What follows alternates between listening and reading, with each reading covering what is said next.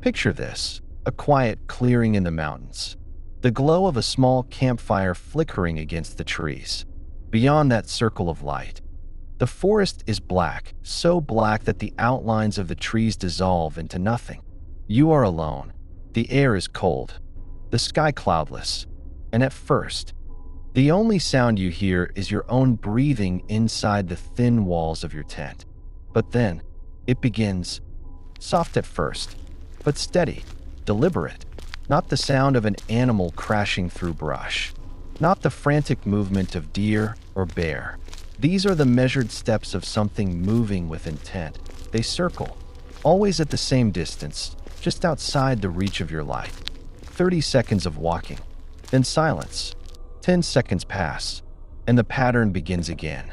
Over and over, you call out, expecting a response. Nothing, just the echo of your own voice against the dark. Minutes stretch into half an hour. The fire sinks lower. The silence between each step presses harder on your chest. And you realize whoever is out there is not passing through. They are not lost. They are staying close, watching, waiting. Now imagine that when dawn breaks, you step out of your tent and find something arranged carefully in the dirt just a few feet away. A circle of bones, tiny, bleached white, placed with precision, each one pointing inward, comma. It was not there the night before. This was not a dream, not a trick of the imagination. Someone, or something, had walked in silence through that clearing, and when you closed your eyes, they left you a message, comma. In September of 2019, this was the reality for one man. His name was Tom. By all accounts, he was no novice. 15 years of hiking experience, dozens of trips into the wilderness, entire weeks spent alone on the trail. He trusted the mountains. He trusted his skill. And when his hiking partner canceled, Tom decided to go anyway, beginning a solo trek through Virginia's Shenandoah National Park. He wanted peace. He wanted clarity. What he found instead was 4 days of growing terror, because each night, the footsteps came back, and each morning, another gift was waiting. Bones, bundles, patterns that seemed to follow him, growing more elaborate with each day, until the final night, when Tom saw the figure itself, a tall, thin silhouette moving like no human should, stepping from the trees into the edge of his firelight, holding something in its hand, another gift, tied in cloth, stained dark, and reeking of decay. That was the moment Tom ran, comma. But his story did not end there, comma, because what rangers discovered in the forest afterward raised more questions than answers. They found the campsite, they found the gifts, and eventually they found a man who had been living in those woods, leaving his own strange marks on the trail. His name was Carl Morrison, but Morrison was small, slight, and frail. Nothing like the towering figure Tom described that night. So who, or what, was circling him in the dark? This is not an urban legend. This is not a campfire story. This is a documented case. And even today, those who hike through Shenandoah whisper about the footsteps, the humming, and the gifts left in the dirt. Tom's trip began like so many before it. The crisp chill of autumn carried through the Shenandoah valleys. Maple leaves burned red and orange against the skyline. The Appalachian ridges rose like waves, one after another, vanishing into mist. For Tom, this was sanctuary. Away from the noise of traffic, away from deadlines, away from people. Just the steady rhythm of his boots on soil, the smell of pine needles, the whisper of wind moving through branches. He had spent over 15 years in the wilderness, alone, confident. In his journal, he wrote that this trip would be different, not about miles or speed. He wanted silence, clarity, for days to reset. But before he left, a coworker had stopped him in the office hallway. He remembers her exact words. "You're hiking that stretch? Alone? Haven't you heard what's been happening there?" Tom laughed. He had read the local reports, missing hikers, strange findings along the trail, but he dismissed them as accidents, or campfire talk meant to scare outsiders. Would you still go alone, knowing hikers had vanished in those same woods? That question would soon haunt him. The first day passed without issue. Miles came easy, and the trail was clear. By sunset on the second night, Tom found a small clearing half a mile from the main path. He set his tent, lit a small fire, and by 10:30, the woods were quiet enough to sleep. But sometime past midnight, he woke. At first, he thought it was his imagination, a dream bleeding into reality. But then it grew louder. Slow, deliberate, crunching through fallen leaves. Always at the same distance, just beyond the light of his fire. They circled. A pattern. 30 seconds of walking. 10 seconds of silence. Then again, Tom sat upright in his sleeping bag, heart pounding. He unzipped the flap of his tent and whispered into the dark. "Hello? Is someone there?" Nothing. The steps continued. He considered getting out, shining his headlamp, maybe confronting whoever it was. But fear held him still. Would you investigate? Or would you stay hidden in the thin fabric of your tent, hoping the night would pass? By morning, the footsteps were gone. But waiting for him just 10 feet from his tent was something far worse. A circle of bones. 7, maybe 8 of them. Small, clean, arranged with precision. Stones placed between, all pointing inward. It hadn't been there the night before. At first, he told himself it had to be a prank. Some cruel joke left by another camper. But Tom was alone. The nearest trail was nearly half a mile away. And this was only the beginning. Tom pushed on, shaken but determined. He told himself it was nothing. Just kids. Just coincidence. That night, he chose an official shelter, Cosby Knob, hoping it would bring a sense of safety. But when he arrived, it was empty. No other hikers. No voices. Just silence. Around midnight, the sound returned. Footsteps. This time closer, pacing just outside the shelter walls. And then, something new. Low, steady, tuneless, like someone singing under their breath. It drifted in and out of earshot, as though circling with the steps. Tom sat frozen, gripping his flashlight. The humming rose, then fell, always moving, never stopping. When dawn finally came, he found the second gift. Hanging from the shelter's eaves was a bundle. Bones, feathers, dried berries, all tied together with strips of bark. Across the surface, black markings drawn in charcoal, symbols Tom didn't recognize. Would you still stay after finding that? Would you camp another night, knowing something, or someone, was following you? Tom should have left then, but he didn't, and that choice nearly cost him his life. On his third night, Tom set camp near Hawksbill Summit. He chose open ground, thinking visibility would protect him. He built his fire high, determined to stay awake. But by 9:30, the footsteps returned. This time, they weren't cautious. They were bold, fast, circling tighter around his fire. Tom shouted into the trees, "I know you're out there." The footsteps stopped. Silence swallowed the clearing. Then came the humming. Not one voice, many, rising from all sides of the forest. And that's when he saw it. A figure, tall, thin, the outline wrong, its movement stiff, like strings pulled from above. At the edge of his headlamp's glow, it raised its hand. In that hand, another gift, a bundle wrapped in strips of cloth, stained dark with something rotten. The figure stepped closer, stretching the bundle toward him. And then, in the hush of the clearing, came the words, "You cannot leave. Not yet." If you saw that figure step into your firelight, would you run or would you stand your ground? Tom chose to run. He tore through the trees, branches ripping his clothes, rocks cutting his legs. Behind him, the footsteps multiplied.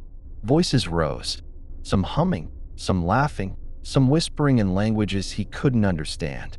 They followed him until dawn. Tom collapsed at a roadside just after sunrise. Bloodied, exhausted, terrified, a park ranger found him and rushed him back to safety. Rangers returned to the site. They found Tom's abandoned camp. They found more bone arrangements hidden in the brush. And in a nearby cave, they found dozens of bundles. bones, feathers, charcoal markings, just like the ones Tom described. Weeks later, they arrested a man named Carl Morrison. He had been living illegally in the park. He admitted to making the bone offerings. He had a documented history of mental illness. But Morrison was small, frail, barely 5'6". Nothing like the towering figure Tom swore he saw. So what did Tom see that night? A trick of fear, distorting his senses? Or something else, still circling those woods when the sun goes down? To this day, hikers still report strange patterns on the ground. Bone circles, bundles hanging from branches, and some claim they've heard the faint sound of humming, drifting through the trees at night. Some say it's just the wind, others aren't so sure. If this story gave you chills, subscribe to Tales of Greatness for more true accounts from the darkest places on Earth. And tell us in the comments, do you think it was only Morrison, or is something else still out there, waiting?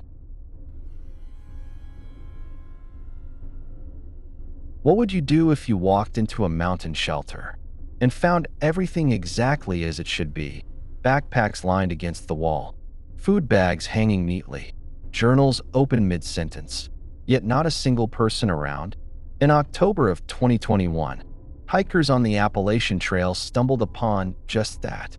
Inside the stone shelter at the summit of Blood Mountain, Georgia, they found 3 people's belongings: clothes, phones, maps, even a half-cooked meal, still resting in the fire ring outside. It looked like the hikers had simply stepped away for a moment, but they never came back. Search teams scoured the area for days. They found no footprints leading away, no sign of a struggle, no bodies. It was as if the 3 young hikers had unzipped their sleeping bags in the middle of the night and vanished into the trees. And here's where the story grows darker, because this wasn't the first time. Blood Mountain is one of the most infamous stretches of the Appalachian Trail, and its shelter has a history. For decades, hikers have whispered about strange footsteps circling the stone walls at night, about voices calling their names from the woods, about figures too tall, too still, standing just beyond the firelight. And more than once, people have disappeared here, always leaving their belongings behind, always without a trace. So the question is, what walked Amanda Lewis, David Hernandez, and Rachel Kim out of that shelter in 2021? Was it panic, a predator, or something that's been waiting on that mountain for far longer than we care to admit? And if you found yourself alone in that shelter tonight, would you trust the walls to keep you safe? Blood Mountain isn't just the tallest peak in Georgia. It's a place with a history steeped in violence, stretching back to battles fought between settlers and the Cherokee centuries ago. Even its name is said to come from a war so brutal the soil was soaked red. Today, it's a popular Appalachian Trail landmark. Thousands of hikers pass through each year, sleeping in the famous stone shelter at the summit. But for every hiker who reaches the top with a sense of triumph, there are whispers of those who never come down. In October of 2021, 3 friends from Florida, Amanda Lewis, 27, David Hernandez, 29, and college student Rachel Kim, 21, set out to section hike northern Georgia. Experienced, well-prepared, and in constant contact with family, they checked in regularly during their first 3 days. Their last known message was a photo sent from the summit of Blood Mountain at sunset. Smiling, tired, triumphant, they were never seen again. When rangers began searching the following week, they expected the usual, maybe a twisted ankle, maybe hikers who got turned around. But what they found at the Blood Mountain shelter was different. Inside, Amanda's hiking journal lay open on the wooden floor, as if she'd been mid-sentence before putting it down. The last entry read, "Something is moving outside. Thought it was the wind, but Rachel hears it too. Steps. Closer every time we stop talking." Their packs were still propped against the wall. Food bags hung carefully from bare cables outside. It didn't look like they had run into trouble. It looked like they had simply walked away. Would you still be able to sleep in a place like that, knowing the last people inside never walked out?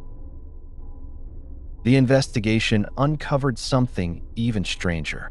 This wasn't the first time. Rangers admitted, off record at first, that hikers had vanished near Blood Mountain Shelter before. In 1999, two brothers disappeared there during a spring hike. Their gear was also left behind, meal half-cooked, firewood stacked. And in 1973, a group of 4 college students vanished without trace during a winter trip. Their belongings? Neatly placed inside the same stone shelter. Every time, the gear is left intact. It's as if something is luring people out of the shelter, into the woods, and they never return. Witness accounts started pouring in after Amanda's case made headlines.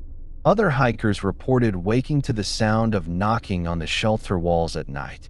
Some swore they heard whispering voices outside, circling. One described the sound of boots pacing slowly back and forth on the rocks, though when he looked, no one was there. And the most disturbing claim? Multiple hikers, across decades, described the same thing. A figure at the tree line. Too tall, too still. Watching. Amanda's final journal entries give us the only direct clues. The second to last page reads, "It's back. Steps outside, circling. Rachel swears it hummed.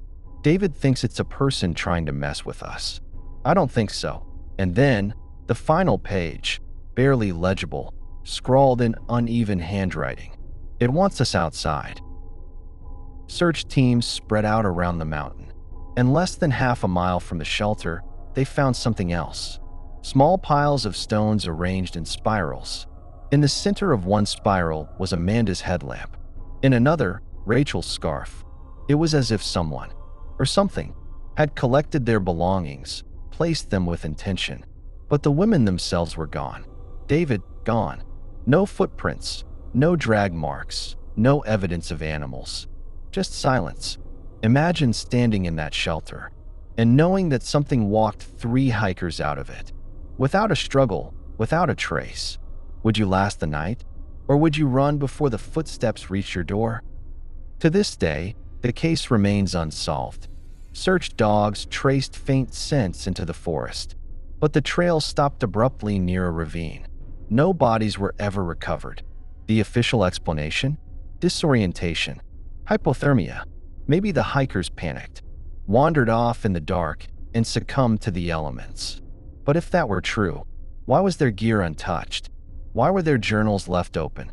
And why has this same story repeated itself, decade after decade, at the same shelter on Blood Mountain? Some say the land itself is cursed, haunted by those who died in ancient battles. Others believe someone has been stalking this mountain for decades, luring hikers out. But there's one more detail. In 2022, nearly a year later, a hiker passing by Blood Mountain Shelter reported hearing a voice outside his tent around 3 a.m. It whispered his name. He cut his trip short and never returned. So what really happened to Amanda, David, and Rachel? Were they victims of the mountain, or of something much worse, hiding in the trees? And more importantly, would you dare sleep in the Blood Mountain Shelter, knowing how many never walked out alive? If this story gave you chills, subscribe to Fear Files for more real horror tales from the darkest places on Earth. And tell us in the comments, was it human or something else? What would you do if you heard a voice crying out from the darkness? Not an echo, not the wind. A voice, human, desperate, begging you to come closer. In the fall of 2017, 2 hikers in Pennsylvania stopped on the Appalachian Trail when they heard just that. A faint call drifting through the trees, leading them to an old mining shaft sealed with stone and rusted beams. The voice came from deep within. They thought someone had fallen in. They called rangers. Hours later, the shaft was forced open, and what they found inside has never been explained. There were no bodies, no equipment, just claw marks, deep grooves etched into the rock itself, leading further down, into the darkness. This was not an isolated incident.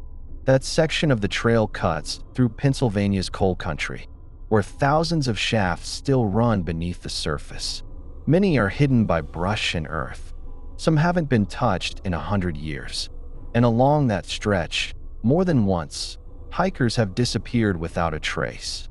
It is here that one man, an experienced thru-hiker named James Whitaker, began a trip he would never forget. James had hiked hundreds of miles alone before. He trusted the trail, and he trusted his instincts. In late October, he set out from Port Clinton, moving north through the endless ridges of Pennsylvania. The air was sharp, the valleys filled with mist, and the trees burned red and gold with the last fire of autumn. Locals had warned him. They always do. Stay away from the shafts, one shopkeeper told him as he stocked up on supplies. Sometimes, you hear things. James laughed it off. He wasn't a thrill seeker. He wasn't there for ghost stories.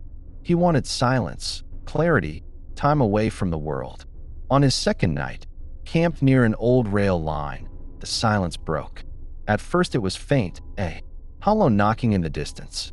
Rhythmic, metallic, it echoed through the woods, like a hammer striking stone. He thought maybe it was hunters, or the groan of an old tree. But the knocking continued long into the night. Always 3 strikes, always the same pause between. Would you go looking? Or would you stay inside the thin walls of your tent, praying for morning? At dawn, James followed the sound. Less than half a mile from his camp, half buried in moss and weeds, he found it, the rotted entrance of an old shaft. The air pouring out was cold, damp, and foul, carrying with it a smell of rust and soil. And in the mud just outside, he saw footprints. Fresh, human, leading in, none coming out. That night, he couldn't sleep. Every gust of wind sounded like a whisper, every crack of branch like footsteps. And then, around midnight, he heard it. A voice. It was faint, almost drowned by the rustle of leaves. Please, down here. He froze. His heart hammered against his chest. The words had come from the direction of the shaft. He unzipped his tent and listened harder. Again it came, clearer this time. A woman's voice, desperate, breaking. Help me. James called back, his throat dry. The forest went silent. The voice was gone. Morning brought no comfort. Driven by both fear and curiosity, he returned to the shaft. This time he looked inside. His headlamp caught something on the timbers. Scratches. Long, deep gouges, as if fingernails had torn at the wood until nothing remained. Would you still stay another night on that trail? Or would you leave, no matter the distance back to town? James stayed. That decision nearly killed him. On the third night, the voices returned. Not just one now, several. Faint at first, like an echo carried on the wind. But soon they grew sharper, closer, circling his camp from every direction. Some called for help. Others whispered his name. And one voice was his own. Imagine hearing your own voice, repeating words you never spoke.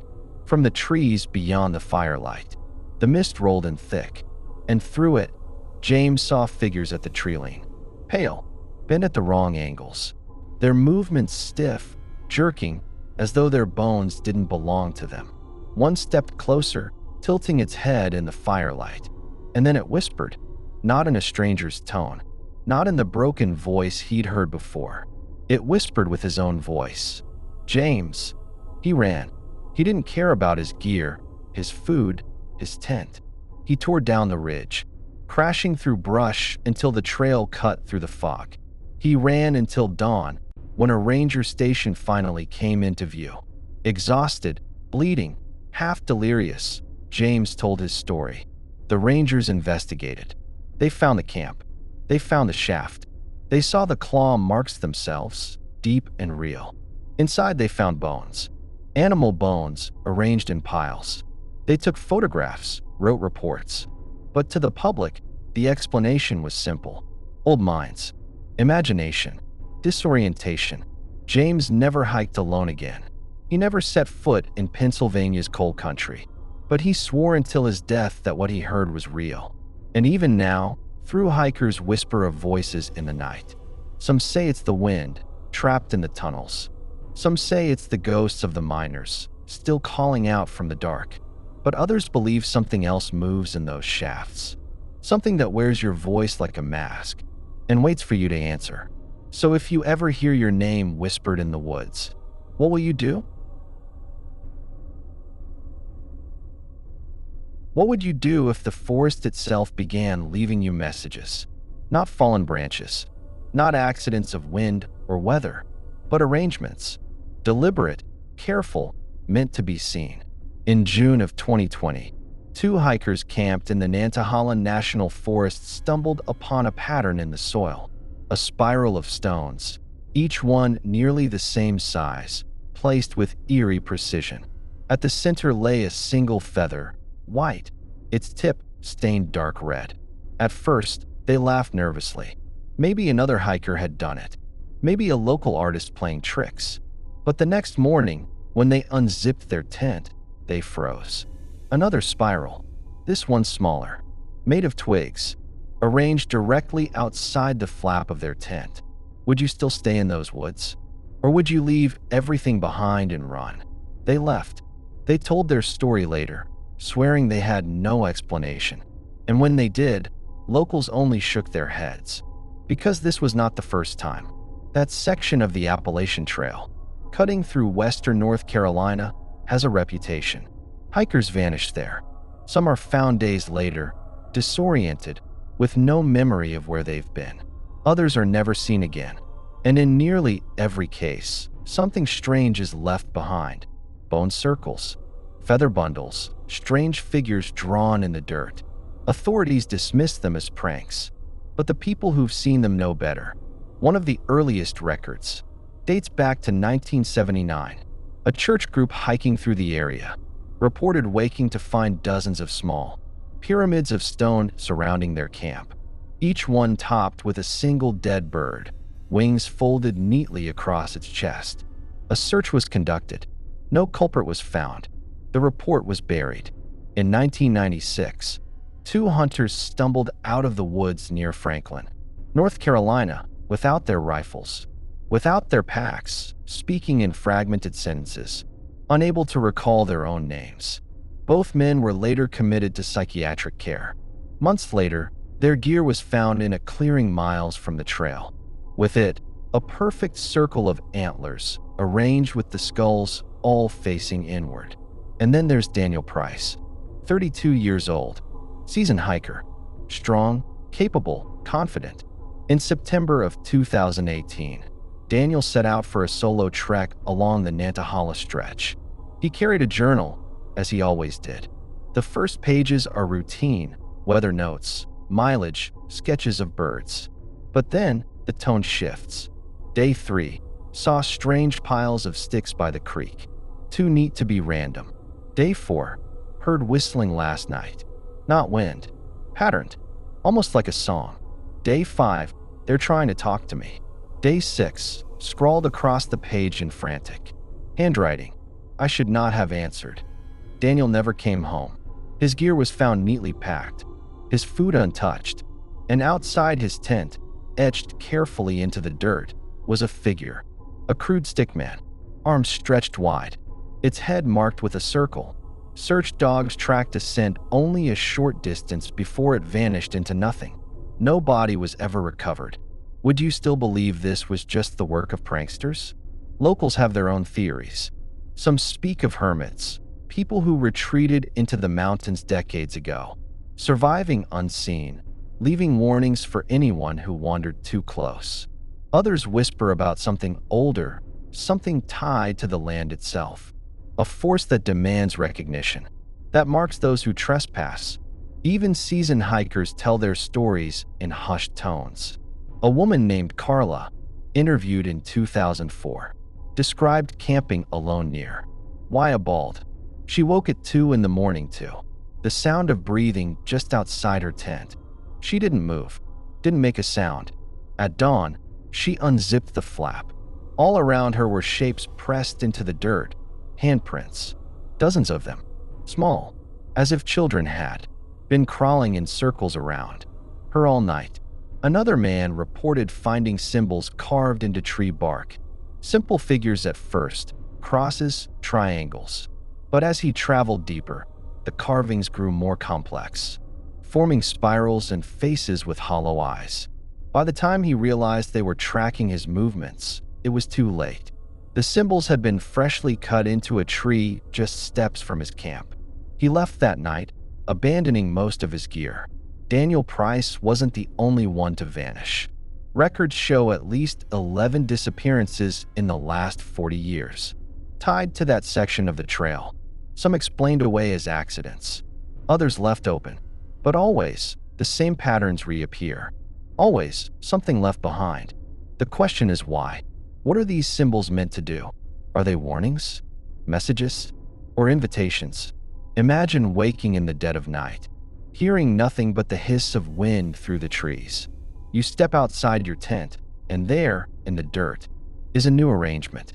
Stones, bones, or worse, something placed while you slept. Something meant only for you. Would you recognize it as a message? Or would you pretend it was nothing? Even as the forest closed in tighter with every step you took? This is not folklore. These are reports filed by rangers, entries written in journals, statements given by witnesses who still refuse to set foot in those mountains again. And yet, the Nantahala still draws hikers from around the world. Most complete the trail without incident, but some return with stories of spirals in the soil, whistling in the night, and the feeling of eyes watching them from the treeline. Some don't return at all. To this day, the patterns continue, and no one knows who or what makes them. So if you woke tomorrow to find one drawn outside your door, stones placed in perfect circles, a feather at its center, what would you believe? A harmless prank? Or a warning that something is already watching? And more importantly, what would you do next? If this story gave you chills, subscribe for more real horror tales from the darkest places on Earth. And tell us in the comments, are these symbols nothing more than superstition? Or are they a language the mountains still speak, waiting for someone to finally answer?